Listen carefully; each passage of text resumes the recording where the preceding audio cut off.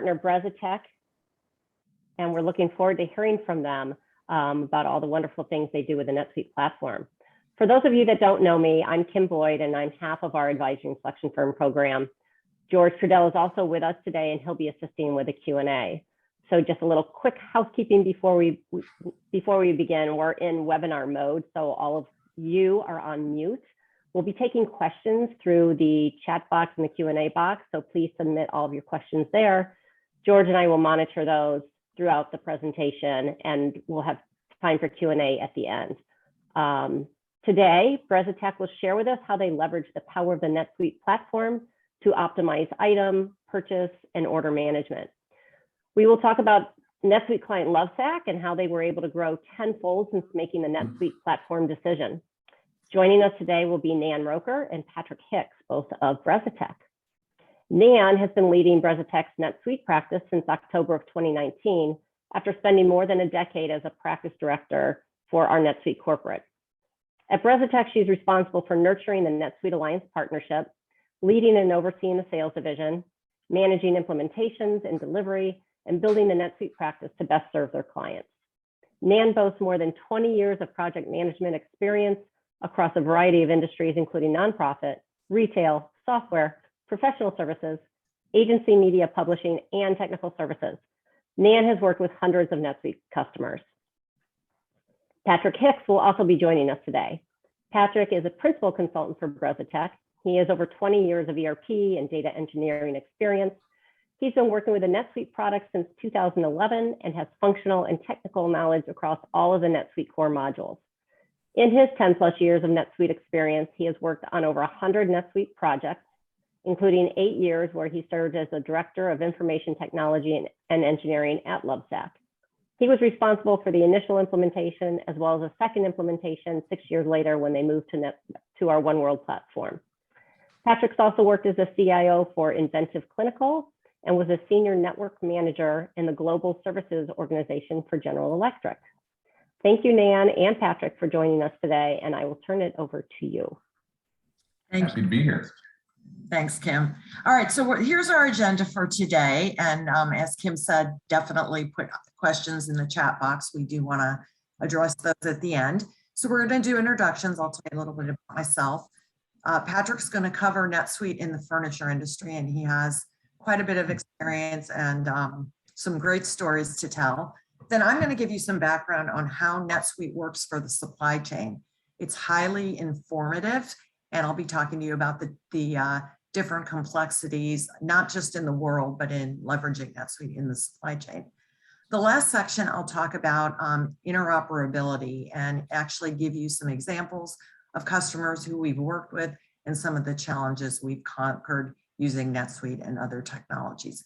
So there's me. I am the practice director, as Kim said. I am based out of Las Vegas, where I relocated after being at NetSuite in the Denver office for 11 years. So I started in October of 2008 when NetSuite was a 700-person company.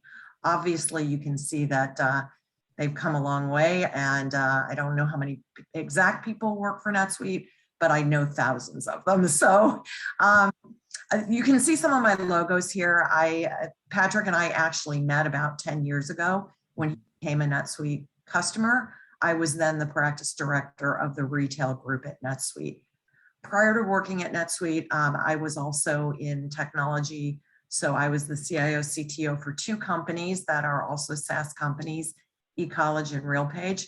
And I actually have a slide at the end where I'll talk to you about how my career came full circle, and I'm working with a RealPage customer to interoperate NetSuite and RealPage. Prior to that, I was actually in the aerospace industry for about 15 years, and that's when I got my MBA in engineering management. So I have a great love of engineering, half my career in aerospace, half in software.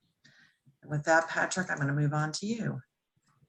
Awesome. Thank you very much. And as Nan mentioned, she was the initial sales representative. She was the team lead, the sales lead for the group that was soliciting bringing Lovesac in. So I'll chat a little bit about that. But overall, I've spent a good chunk, my entire career in the professional realm, The last 10, 15 more in like the retail space and services for the retail space. Prior to that, I basically started up with all my management experience at General Electric at corporate headquarters, involved. I was there for 12 years, involved with every major project that flew through there under Jack Welch's tutelage.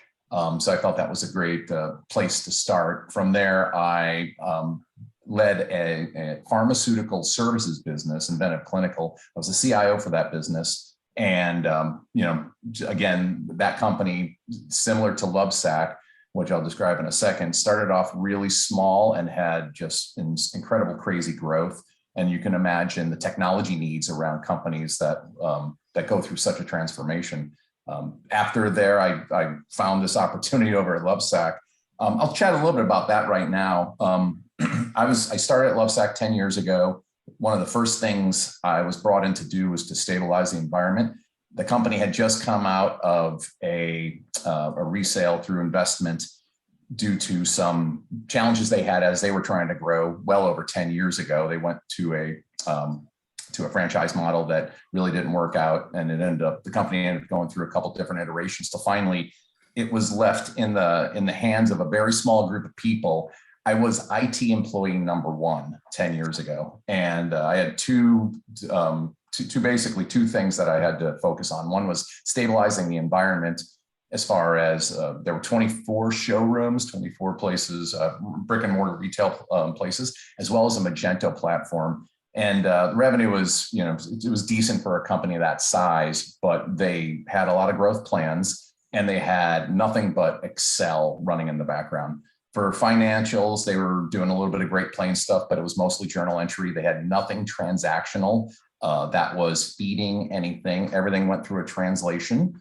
So one of the first things I did was stabilize and harmonize the way that data was coming into us so that at least there was some consistency. Then the second charter that I was tasked with was finding an ERP system that we could go with. But this circa 2011, so you can go back a decade and think about some of the players there: Sage, Microsoft Dynamics, SAP. NetSuite was one of the ones that was just kind of coming up on our radar. And so we did a deep RFP against all the different platforms. NetSuite had come in. Nan was leading that sales team there. That's where I was introduced to her. And after really digging deep into all of the different platforms that were available, the CFO and I made the decision to go with NetSuite. What I really liked about NetSuite back then, since I'm a pretty heavy data guy, I spent a good chunk of my career in databases, relational databases, the way data needs to interact, basically data science before data science had a name. And what I found with the platform was that it came the closest to actually fulfilling all of the needs we were going to have growth-wise compared to the other platforms. The price point was really decent, and the fact that it was customizable was something that both the CFO at Lovesac and I felt was going to be a great benefit for us. So we dug in. 2011, we signed up.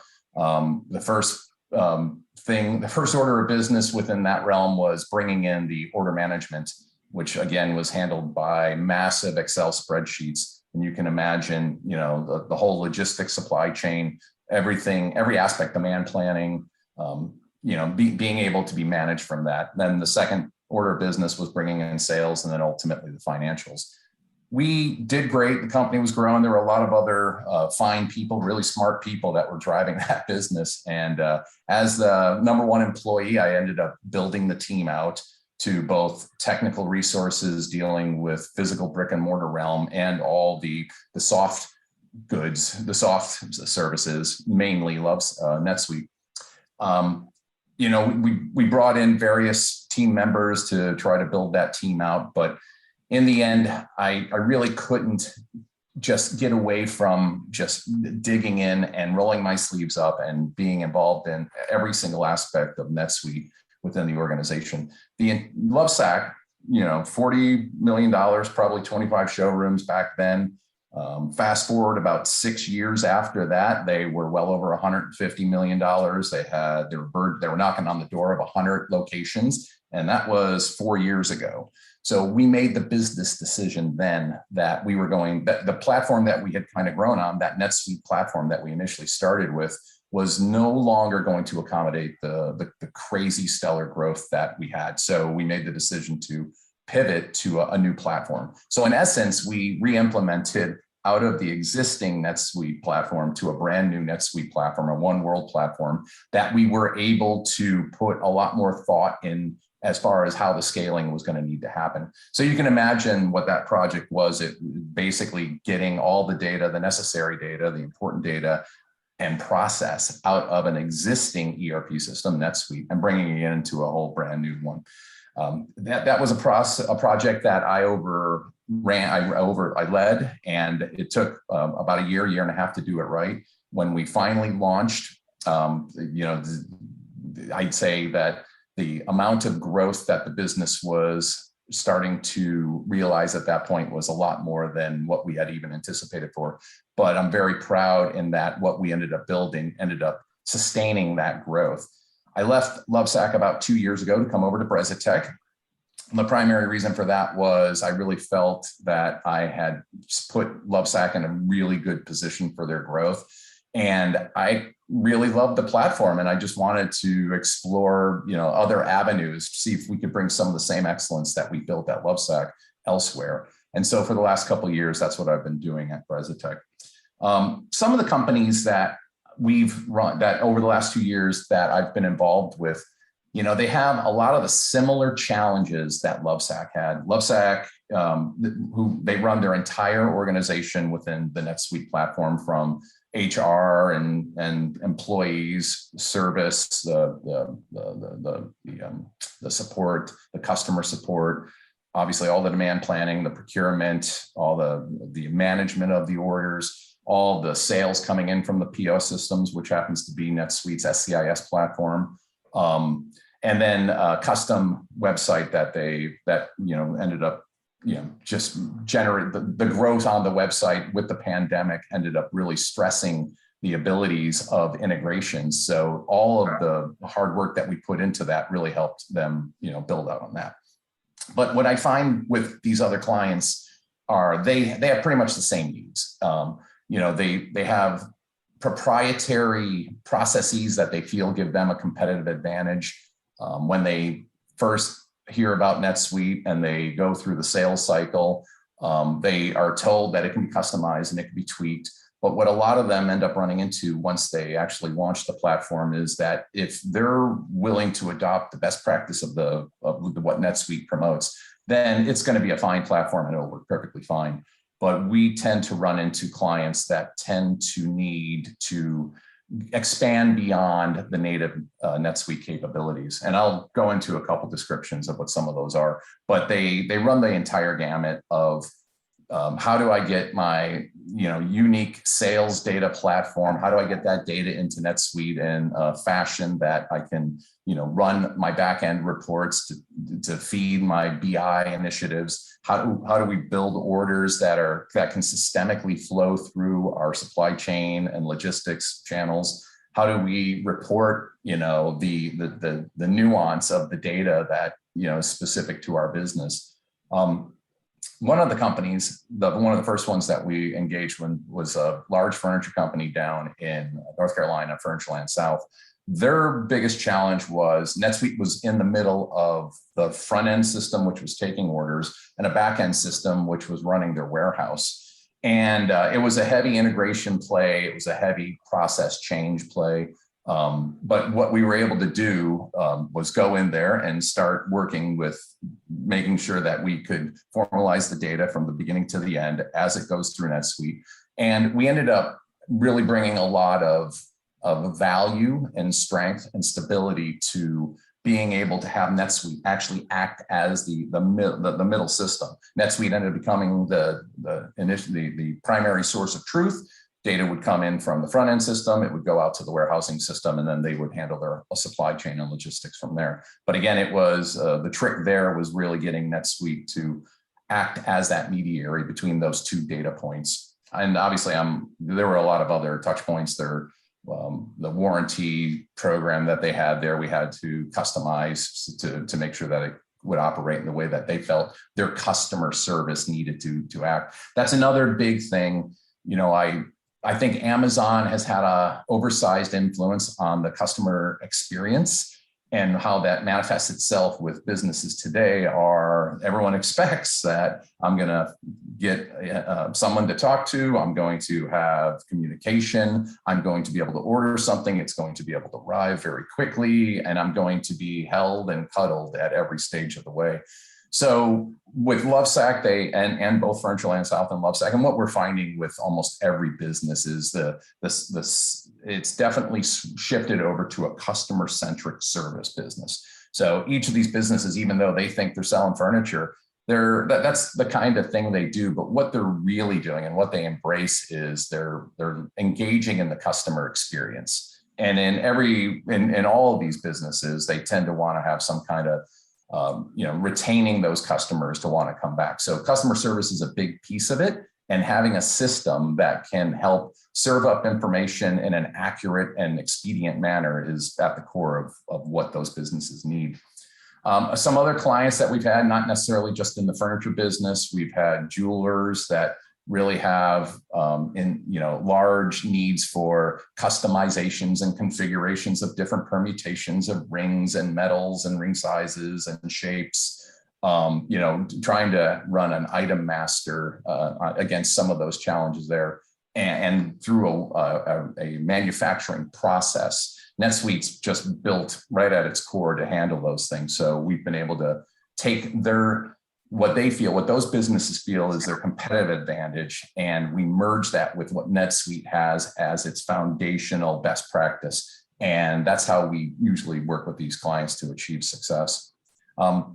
One of the companies I do want to kind of focus on for this seminar here, though, is probably the more realistic reflection of businesses that have these needs. I'm going to chat a little bit about Nelson's Home Furnishings up in New Hampshire. We were brought on to bring them into the NetSuite realm. They are a furniture retailer based out of New Hampshire, and they deliver to the New England area. They have their own trucks that do that delivery. They have relationships with all the big vendors, and they are a pretty lean group considering. And they had a bunch of spreadsheets and Great Plains running their business prior to us engaging with them. But one of the first things we noticed when we engaged with them was they definitely had some competitive advantages to the way they ran their business, and they needed to alter NetSuite to accommodate it. So I'm going to chat about two things that we did there specifically. One is around an item configurator, which I'll go into a little bit of detail on. The other one is on what they refer to as a PO consolidator, and I'll chat about that in a minute. But on the item configuration piece, this is something that I find comes up with almost every single business we run into. What is a SKU? What is going to be our item master? How can we report on a thing that has many different attributions to it, other dimensions? If it fits into something like the apparel model, you can utilize NetSuite's matrix makeup to solve some of those challenges. But in a lot of cases, that's just not going to be sufficient enough. There are too many dimensions. There's too much maintenance and management. And if you look at the permutations of all the different ways something can be built, you can think of furniture. I'm a couch, and I have a roll arm versus a traditional arm. I have a back with a firm cushion or a soft cushion. If you want to start throwing in different color combinations for fabrics, and then you just roll that out against, is it a wood frame? Is it a metal frame? Does it have this leg, that leg, or whatever? You would start realizing that you would need to either build a very convoluted manufacturing process to offer these services. And keep in mind, these aren't even your SKUs. You're the reseller for what the manufacturers already are doing, and then multiply it by all the different manufacturers that you have. So what I'm finding, not only in retail, or not only in furniture, but in almost all retail, is this need for something that I keep hearing references to, of a recipe, some way to have NetSuite have the capability to alter what it is that you're producing, selling, in a way that can be flexible and allow other attribution. So just keep in mind of that whole recipe concept as we go through what we're showing you here. The item configurator that we have will allow what we built for this particular client and what could be used elsewhere is a way to allow a more minimal number of SKUs so that you don't have to build out all the different combinations, or if the vendor has a different SKU reference for every permutation that they have, you don't need to match that, each one with a different cost and a price because different elements are used. Instead, you can build a table. We built a custom table in NetSuite that maintains all this data in a very systemic format. And once that data is populated, a little bit of energy up front, from that point forward, it will inform and validate and make sure that consistency occurs across every step of the build process, if you will. So it enforces costing and pricing capabilities to make sure that, you know, there aren't folks working on calculators trying to estimate what adding this option or that option is going to be. It also helps the sales team really get an accurate view of what the end price is going to be, as well as not having to maintain every different vendor's books for how they code their product. What we built and what we'll show you in a minute is just a way to deal with the elements of the sales cycle that they're familiar with. This is a couch, this is this brand, this is this model, and these are the features that we want to add. If we can go to the next slide. So this is just a peek into what we ended up building. We built a suitelet that can be launched from a sales order, a purchase order, or a vendor record in NetSuite. And from there, they will be presented with the ability to start building whatever it is that item. So every single product, base product that is sold by every vendor that you have is fed into the system. Initially, you'll pick the vendor on the left side of the screen. And then once you pick the vendor, that will inform what options are available on the next screen, the item product category. Now, with this particular customer, Nelson's Home Furnishings, they really deal in two realms and what they kind of define as case goods and upholstery. There's a little bit of nuance there, as you can see, with hardware, lighting, and whatnot. But for the most part, the pieces that needed to be configured were either going to be, you know, something like a couch or something like a desk.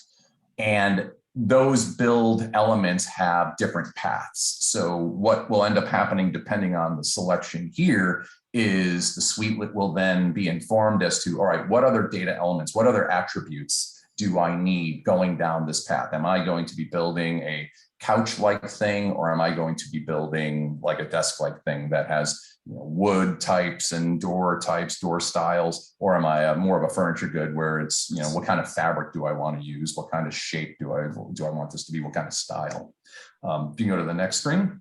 So once you select those two and you've now defined your path, the suitelet presents you with the attribute builder. In this example here, we're going to build a sofa. So you can see at the top, I've kind of masked out the MSRP just because I didn't want to, you know, step into whatever sales they might be having. But as they go through and build this SKU, and depending on if there are any sales going on, that configured MSRP will display as you're changing the attributes and the elements. And there's also a vendor code up there just for a visual cue, just to make sure for anyone that's really wants to just make sure that knows the codes, that this is exactly what they're trying to build here. But they would simply start, the user, the sales rep would start going through. They would pick the item product detail, which is the sofa there. Then they'd go find these very specific SKU. And then from there, it turns into more of an English language exercise. You know, the fabrics have these cool names, you know, Dewey Putts there. Then they can kind of go through and start selecting other options if applicable. Pillows, side pillows. You can see over on the right hand side, this particular sofa didn't really require the further attribute declarations, but if it was a base product that did require that, they would have the ability to select all those other attributes. Now, if you think about a dimension, each one of these attributes is a dimension within there. So if you went through all the different permutations that could be available for this, you'd have a lot of records and you'd have a lot of confusion as to, is that the right cost and is that the right price? In the end, once the user, the sales rep goes through this whole entire process, they'll click next and then get a confirmation to save it onto the record. At that point, it gets saved onto the record. You can go to the next one. Next slide, please. And here you can see some of the detail information. You know, the native aspects of NetSuite are still going to capture the item in the description, quantity, and then the customizations that we have in there have more of a configured item reference, which will end up on the PO that goes to the vendor. And that's information that informs them. And it's in a very consistent manner that we drove through the customization. And then over on the right, you can see a handful of those fields that they selected as attributes populated with the values that they had. That's all at the line level. This example here is on a sales order record. So these are customers that have come in and they've made these purchases. And they'll go through the whole sales cycle all day long on those products. What I'll be showing you in a minute is how on the back end, on the procurement side, since these are special order items, how these will then transform to a purchase order that goes to the vendor and how it all links back to the sales order. But right here is where the item configurator really has its power. It knew exactly what the cost was for this, which typically isn't going to be shown on the sales order form. But since it's a special item, it's a special order serialized item, that cost is going to be hard coded right into that very specific item. It also auto calculated what the MSRP was. You could do further discounting through native NetSuite capabilities, but at this point, there's a consistent systemic way of getting items onto orders that were custom built with very specific metrics around pricing and costing. So that is the consolidator. As you can imagine, there's other nuance to it and there's other benefits that came from it, but that really helped them adopt to NetSuite's native capabilities of just adding an item. And then there's the other way they could have done it was, and build out all those items or go through some kind of a manufacturing process or, just manually type in information and hope you get it right. But we were able to put in those systemic guardrails for them. Moving on to the PO consolidator. This is another piece of the business that this may not be pertain to every business's needs. NetSuite natively, as you have a sales order, if it's a special order item or drop ship, it will generate a purchase order record kind of in a one-to-one. All the items on the sales order that belong to that vendor will end up on a purchase order, which is fine for a lot of businesses.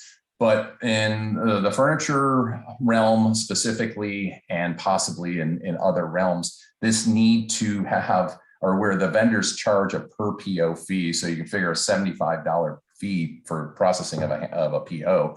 You're not going to want to just keep sending out onesie, twosie POs. So that was the primary driver for us looking at some kind of PO consolidation, was to enhance NetSuite's native capability of having a one-to-one relationship of sales order lines and purchase order lines with systemically spanning multiple sales orders per vendor. So the process is pretty straightforward. From a vendor record, you'll end up launching the process. It'll go through and find every single purchase order or every single item for that vendor that exists on a sales order that has not yet been associated with a purchase order. It'll collect all that information. It'll grab all the salient detail from the sales order line and put it as it builds out that purchase order. So now we have per vendor an entire batch of sales orders, and that can be ran at their leisure. You could time a process like this, but with their volume, they tend to send out 1 or 2 POs per week. So, and they do it per vendor. So they would go to the vendor record, they click a button, and then they're produced or driven to a transformed purchase order record that has all the sales order and references. A lot of customization around including the customer name from the purchase order. And then we had to link those lines together between the transactions. Luckily, NetSuite has some really great capabilities to do that. So we were able to augment the platform and expand it in order to maintain that.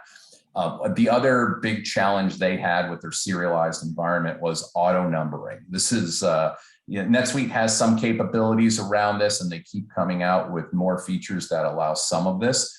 But a lot of businesses have a very specific way that they want their numbering to go. So we adopted the process, the serialized numbering process that they had, and we were able to build the system that assigns an automated serial number, the next available serial number, to every single item as it lands. Where this really helps us is, since the sales order record is a serialized item and gets consolidated into a PO, which technically kind of looks like a stock PO as it's going through the order process. The systemic numbering system for each of those SKUs, serialized SKUs, will go through and associate a serial number at that point. The beauty here is that as those items are received and go through the receipt process, the serial number will transform down to the receipt, and we have automation through the PO consolidator process to then directly link that very specific serialized item back to the sales order to make it immediately available for fulfillment. And all that is automated behind the scenes. Their users don't have to touch any piece of that. I think that was probably the biggest win for them, was these three elements. One was, consolidating the POs in the first place, and then having a really consistent serialization process to attach to those items, those instances of items. And then through the receipt process, making sure that the link would be going all the way back to the sales order so that they can fulfill from there. So that's pretty much it around those two customizations that we did for them. We did a few others that are somewhat specific to their industry, delivery handling that really helps their personal staff since they have their own drivers. But again, taking the basic foundation of NetSuite and what it gives you out of the box, either with Suite Success or with whichever product platform you have on, we're able to expand on that to really help bring in what the customers, what they feel is their secret sauce in order to help them maintain their competitive advantage and really leverage the bulk of the NetSuite platform. That's that. I guess I had an example there just showing how the data links back to the sales order, but you can see these are the PO lines, but you have references back to the sales order lines, customer names, again, just maintaining that link between them. All right, Patrick, thank you so much for all of that great information. Obviously, Patrick knows retail furniture. He knows about the platform. And he's currently tackling a similar problem with a newer customer of ours that is actually in the floral business. And there we have issues of things needing to be tracked in lots because they have expiration dates. So again, at the end of the presentation, before we do the Q&A, I'm going to talk a little bit about some of the gnarly challenges that we've been able to solve using the platform. But first, I'm going to talk about what's what in the supply chain. So here's a picture of what it used to look like when you went to a port. So there was a ship, it was waiting to get unloaded. There were trucks waiting to take the containers, and life was good. And then the pandemic hit. And so what happened is you started to see a lot more going on out here with people who were not able to get their ships in because there were not any people to unload the ships, nor were there any trucks to take the goods away. And so what started happening is everybody lost track of where their things were in the supply chain. When this started, the amount of increase in demand that we saw for demand and supply planning, it was astronomical. All of a sudden, everybody was talking about supply chain. What are we going to do? We can't get stuff. We don't know where it is. So it really sparked the advent of companies wanting to leverage NetSuite's supply chain capabilities. And over the past few years, I don't know if it was ironic or just good planning, but NetSuite has invested a whole lot of development time into demand and supply planning and the whole supply chain. So what I'm going to start with is what does supply chain management mean? So it's really the process of taking raw materials, which can be anything from things that come out of the earth to things that are produced that become components in something else, getting those to suppliers, having them go to manufacturers who will then do something else with them. And sometimes you skip over that. You're just a distributor, you don't have a manufacturer, but eventually it gets into the distribution network. It then goes to retailers. And again, we have the whole new idea of going straight from distribution direct to customer. But this all looks pretty simple. And realistically, there's a whole heck of a lot to it. And that's what I'm going to spend the next couple of minutes talking about is what NetSuite can do for demand and supply planning, and then also move into what happens as goods move through the supply chain. So demand planning is really about how do you predict future demand, either based on historical or forecasted sales. So what that means is if you have products where they tend to remain steady over time, commodities, things that are not trend driven, you can go back and take over historical data, bring it over into NetSuite or build it over time, and then use that to forecast what your customers' demand is. On the flip side of it, if you do have things that are trendy or you're introducing new products, then you're going to look more at forecasted sales. And those can come from sales orders or forecasts that you put together. And together you use those to not only forecast what you're going to need, but also where you're going to need it. So that brings in the transfer order process. The supply chain planning side of it is really looking at how do we fulfill the demand plan based on lead times and availability of product. And that's where the purchase orders come in. It also brings in the dependent work orders. So if you were to go into NetSuite, and those of you who are familiar with NetSuite know that there is a lot of great information in Suite Answers or in user guides. The amount of information and the steps and the possibilities in demand and supply planning now versus 2 years ago have increased just exponentially in terms of what NetSuite can do.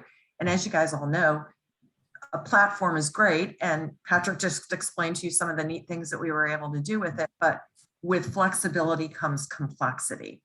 So this is the start of really what happens in demand and supply planning, but then you have to do supply allocation. So how do you get the right product in the right amount from the right location at the right time?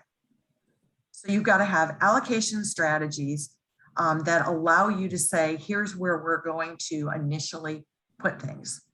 We're going to move this here, this there, and that's on the incoming side. And then now we're seeing much more need for people to actually allocate inventory based on sales channels. So if you're selling direct to consumer, business to business, you might want to allocate things. You might have priority customers. You may have slight modifications that you do to the product to get it there. And so supply allocation is really important. And Patrick mentioned Amazon. So many of our customers are trying to do business on Amazon, and that creates a whole new level of complexity. Amazon is not really great about sharing customer information. So that takes us back to the demand planning side of things. And in many cases, it's difficult to do reconciliation. And that's a challenge that I think a lot of companies are dealing with, and actually finding new ways to get things to customers. So going direct to consumer to avoid some of the challenges of how hard it is really to work with Amazon. The other thing is that you're going to get exceptions to your allocations. You're going to have things where you need to reprioritize something. And so there are many different facilities and algorithms inside of NetSuite for setting it up, what you want it to do, looking across your sales channels, and then being able to deal with the allocation exceptions that will come up because a priority customer brings you a very important order and you have to replan your entire supply around that, and then figure out how you're going to, I have to notify customers, I have to move product around. So it gets, pretty complicated. So this is sort of the planning side of things. And then there's the execution. And so NetSuite has a concept, and it's, a fairly well-known concept in SCM of distribution resource planning. So how do you plan and optimize the inventory across locations and your subsidiaries? And again, remember, I'm showing you a simple picture here where it's going from a factory to a central warehouse, getting dispatched out to local distribution centers and going to retailers or direct to consumers. But in the real world, it's really a network. And so you'll have things going back and forth, and then you've got subsidiaries over here, and you've got channels and different kinds of customers. And so the ability to do that and optimize inventory and know when to move it, and also to plan what your costs are going to be associated with that. A lot of companies use landed costs, which is a another facility that's very important inside of NetSuite. And every time you move something around, there's a cost of doing that. And so the idea is you plan your supply, you plan your demand, you plan your distribution network, and then life happens. So it's a very complex set of functionality that we have dedicated a lot of time to. And then when I get to some of the examples of what we've done, you'll see how important this would be. The last thing I want to talk about is warehouse management. So the whole process of intaking goods, what you have to do to move them around, including, there might be quality control steps. You might be doing some packaging that's unique or some kitting, getting the orders matched to what you have, doing the pick, pack, and then finally getting it to the edge of the warehouse to dispatch it out. And because we were seeing so much of this with our customers of managing what's happening in the warehouses, you probably are aware that NetSuite has a WMS system. So at the beginning of this year, we actually launched a supply chain warehouse management practice and recruited some very experienced people who we now dedicate to not only being able to implement NetSuite's WMS, but advising companies of how to organize their warehouses. And when NetSuite's WMS isn't right, where do you go and how do you work with that other vendor to integrate it to make it all work with the NetSuite supply chain functionality? So that's a great overview of just what's happening in the supply chain and all the capabilities that NetSuite has. I'm going to move on now, and I'm going to talk about the whole new hairball. So some of you may recognize this first picture. When Jim McGeever was COO of NetSuite, he often put this up here. So we're going to go back to circa 2008 when I started. It's a picture that he used.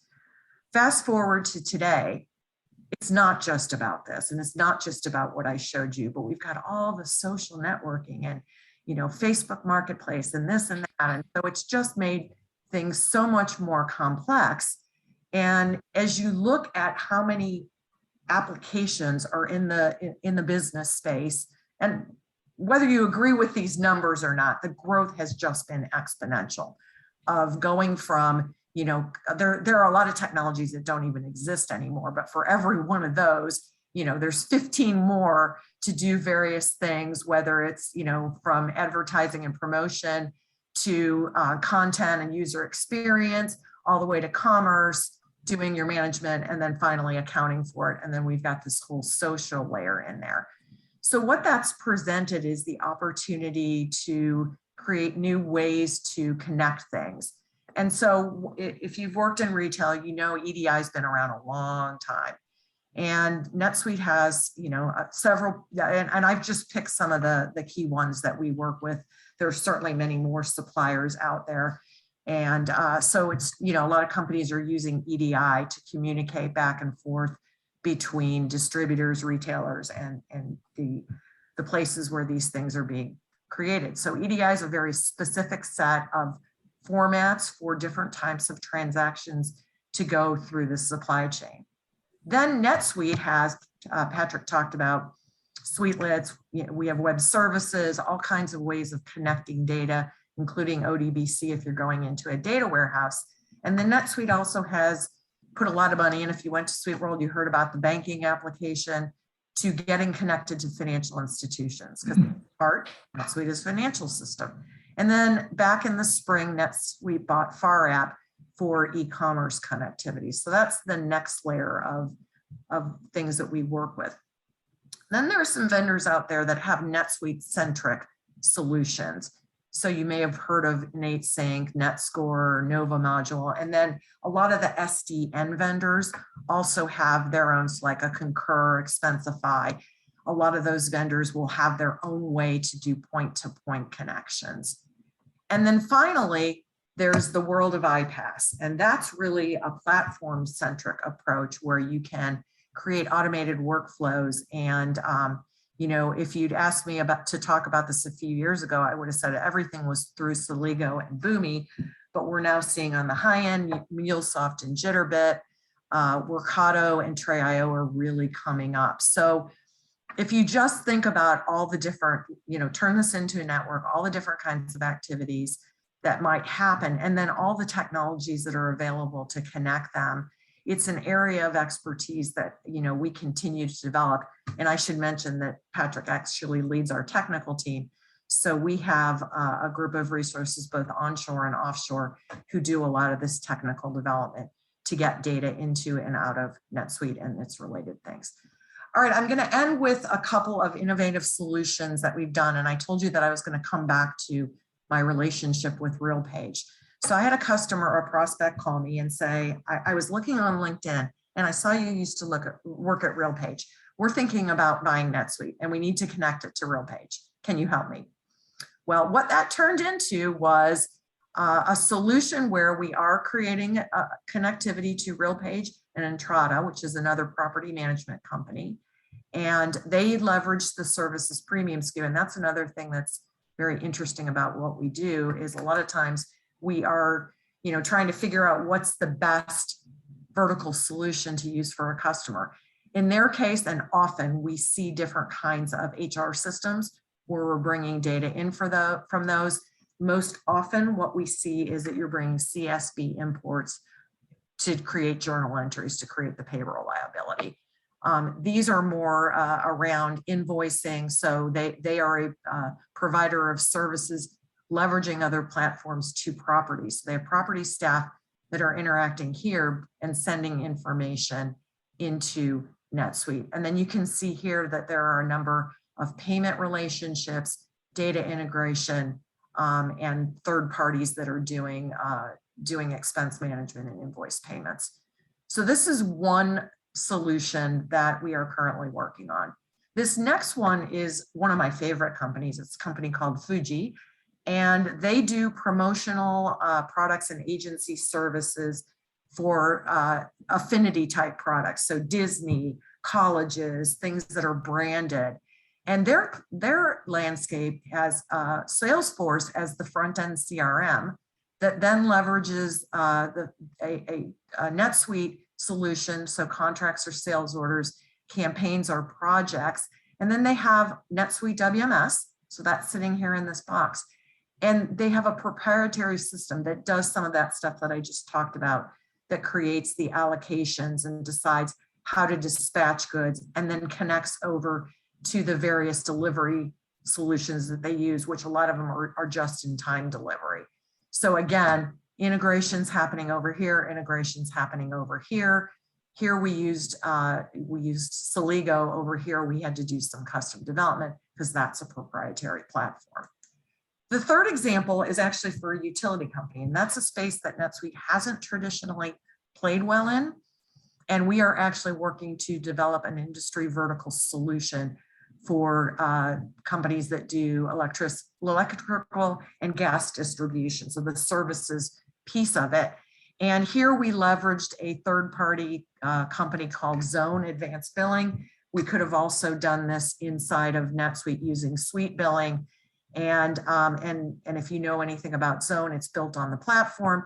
They have a lot of custom records that then interact with the native NetSuite records. And again, you see, and this is true, almost every mid-market or up deal that we work on has third-party vendors. Sometimes they have connectivity or through a Soligo Boomi, and sometimes we have to create it.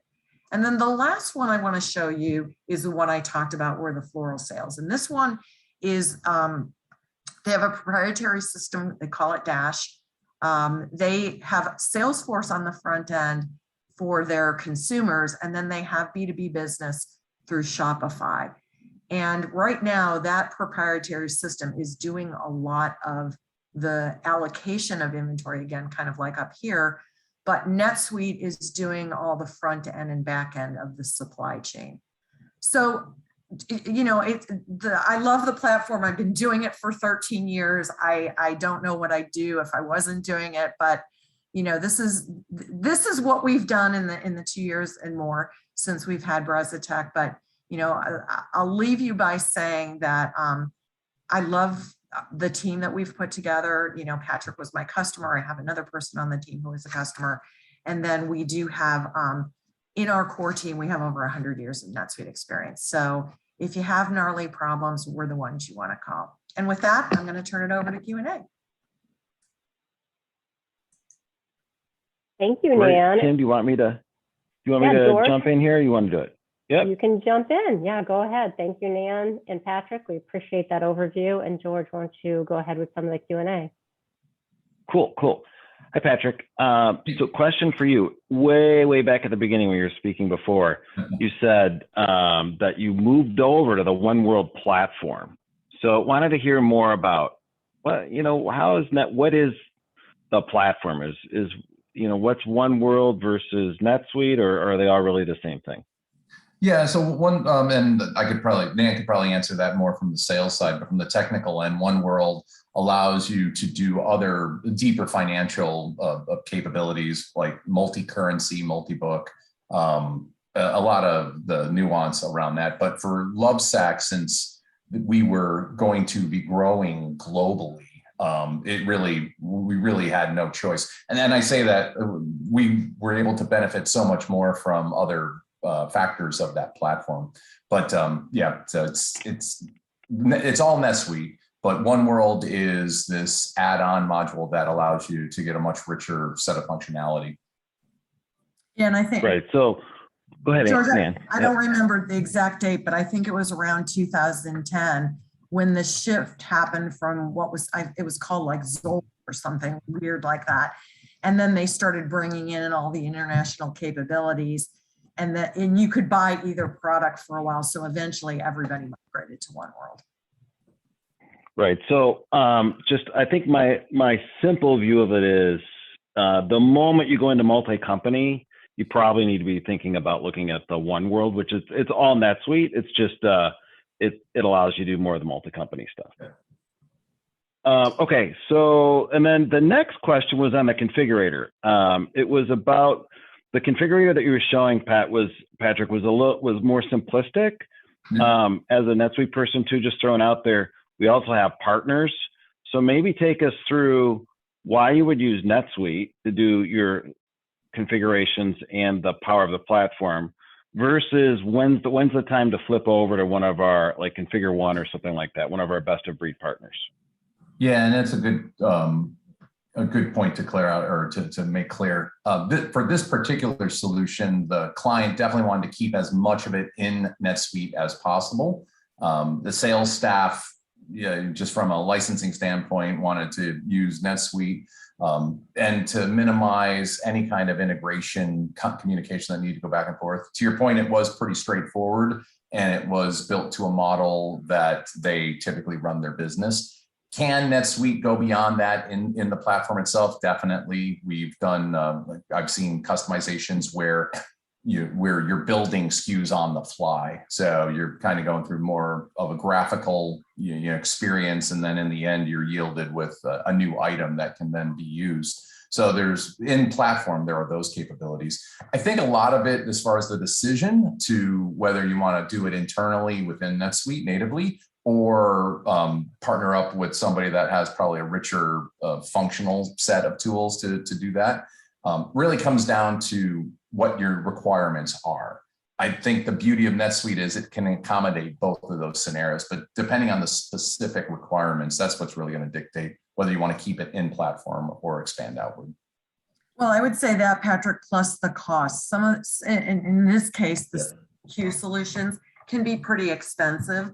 And so sometimes it comes down to budget. So when you look at what they spent for us to do this versus what they paid for Verenia or Configure One, it would have been quite a bit of difference. And so they were willing. Huge. Yeah, it would have been a huge difference.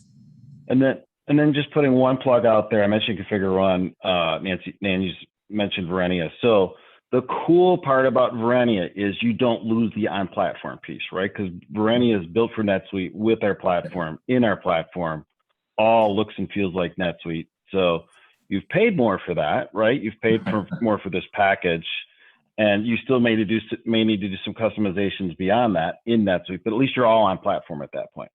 Correct. So I think there's just kind of summarizing for you guys. I think there's the answer is it depends on what the needs are, right? And then what the cost is and where we want to go with it. But there's multiple options, not just this one.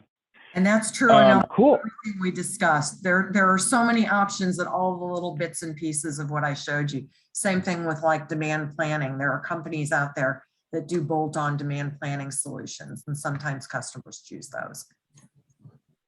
Yeah, Nan, just kind of come back to that. So you've been here at you were at Net. Well, I say here. You're not at NetSuite anymore. You're at a partner, but we worked together prior to you joining the partner. So here being NetSuite. So I guess my question for you is, so you've seen a huge growth in the product. Tell me some of the supply chain stories. I'm an old supply chain guy myself. Love to hear from you, what it was like. And it's just amazing to me, all the different things we can do now and where I guess also talk about where you think we're headed, because I think it's impressive. Well, so in the early days, you couldn't do anything that I just talked about. I mean, the warehouse management capabilities in NetSuite were to receive inventory and to ship it out, and you could pick and pack it. Nice. And I think that, NetSuite was at a place where the customer base wasn't ready for all of that. And I think when I talk about let's just talk supply allocation. That can be so complicated when you're doing omni-channel with multiple lines of business around the world, multiple currencies, using multiple books.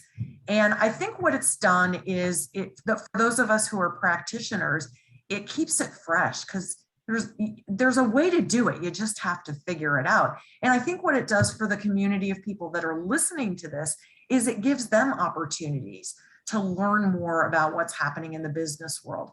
We at Sweet World, the shark guy, I can't remember his name, Mr. Wonderful, was talking about when Kevin O'Leary. Yeah, he was talking about when one of his companies launched and suddenly they couldn't get goods. And so they changed their model and became more local. Well, when you do that, then you have to change your processes as well. And so what we're seeing is with customers that we work with for a while, it changes over time. And one of my favorite stories is a company that Patrick's been working with that has referred other customers to us. We love them.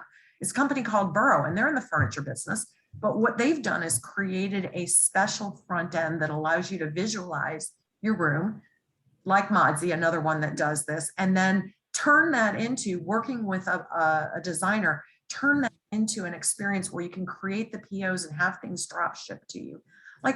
There's no way we would have even thought about that a few years ago. And as I said earlier, NetSuite's catching up with a lot of the functionality that you need to support that.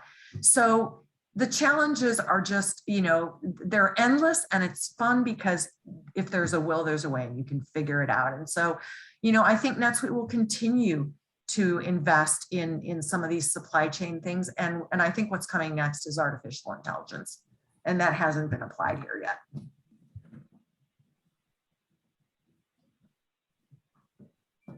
All right, well, thank you, Nan and Patrick. We appreciate your time today. We are right at the top of the hour, so we need to let all of our attendees move on to whatever's next for them. Everyone have a great Friday. We appreciate your time. Thanks for joining us again for one of our wonderful webinars.